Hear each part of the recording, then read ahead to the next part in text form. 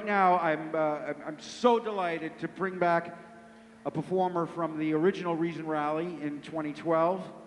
He is part of a group of artists called Mad Art Lab, where art meets science and skepticism. So I love him. Will you welcome poet, performer, brilliant man, filthy pants,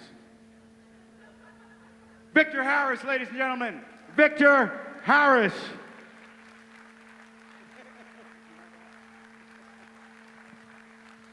Good morning, DC. My name is Victor Harris. I do have an album for sale. It's called In Reason I Trust. It can be found on iTunes. I also have some drop cards with me. The name of this poem is Say Anything. It distresses me how tenaciously my people hold on to Jesus. When God, Jesus, Jehovah, and Allah never fell from the lips of our ancestors as they were trapped in the bellies of boats, bringing them across the Atlantic, raping them of the only home they ever knew. These same gods enabled our enslavers to see us as nothing but chattel, below human beings, because their holy books, falsely attributed to the hands of gods, were written by feeble-minded men who never walked more than 100 miles outside of their villages. Men who had no knowledge of distant lands containing people who did not resemble them. Distant lands containing people who resemble me. My ancestors were victims of a misunderstanding, victims of an arrogance that allowed men to lack even the will to hate those they enslaved, because hate is something reserved for equals, and their gods gave them domain over land and animals. So if my ancestors were only ever seen as animals in these men's eyes, then why would they waste energy hating me and my kind?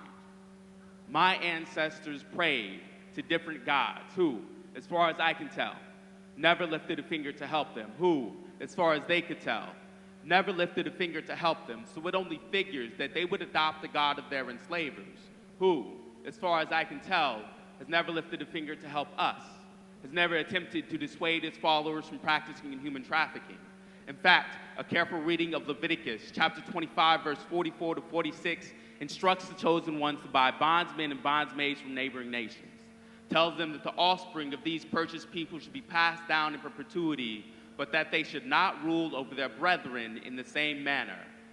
Well-mannered men and cultured women would attend slave auctions on sunny Sunday afternoons fresh from church, because these were social events.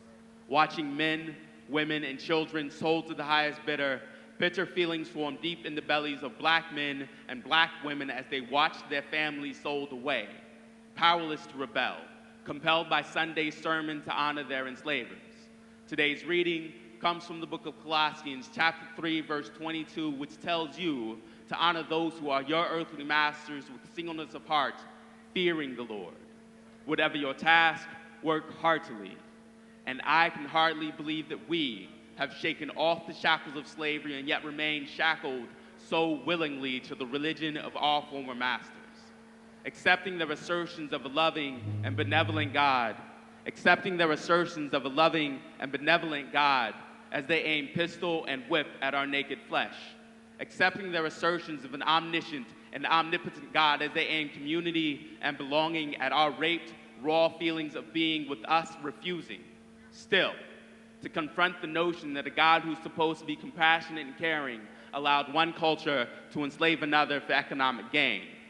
That a God who is omniscient would have foresaw the downfall of Adam and Eve, would not have placed temptation so easily within reach, would not have given the serpent the power of speech. That an omnibenevolent God allows atrocity like Haiti to happen, at times being given credit, refusing to edit the record to reflect more favorably on belief in a deity. That an all-powerful God allows evil to exist in a world that is inhabited by what are supposed to be his most important beings. My ancestors prayed to different gods who, as far as I can tell, never lifted a finger to help them, who, as far as they could tell, never lifted a finger to help them. So it only figures that we would adopt the God of our enslavers, who, as far as I can tell, has never lifted a finger. Thank you.